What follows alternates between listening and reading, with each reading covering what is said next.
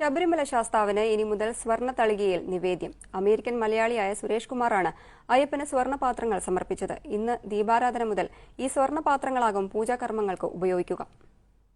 നിവേദ്യത്തിനുള്ള ഉരുളി, കിണ്ടി, താലം, കൈവിളക്ക്, കളഭപാത്രം, മണി, കർപ്പൂരത്തട്ട തുടങ്ങിയ പൂജാപാത്രങ്ങളാണ് സ്വർണ്ണത്തിൽ തീർത്ത് ശബരീശന് സമർപ്പിച്ചിട്ടുള്ളത്. ഇനി ദീപാരാധന മുതൽ അയ്യപ്പനുള്ള നിവേദ്യം സ്വർണ്ണ തളികയിലാകും നിവേദിക്കുക. നിലവിൽ ഓട്ടുപാത്രങ്ങളാണ് പൂജാതി കാര്യങ്ങൾക്കായി ഉപയോഗിക്കുക.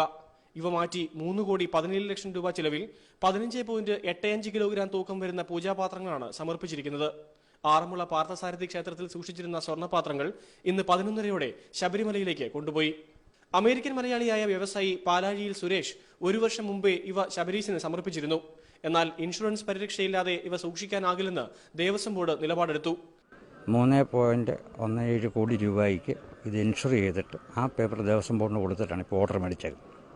ഇനി എന്ത് സംഭവിച്ചാലും ഇൻഷുറൻസ് കമ്പനി ഉള്ളതുകൊണ്ട് ദേവസ്വം ബോർഡും നിത്യപൂജയ്ക്കായിട്ട് സന്നിധാനത്തെടുക്കാമെന്ന് പറഞ്ഞു.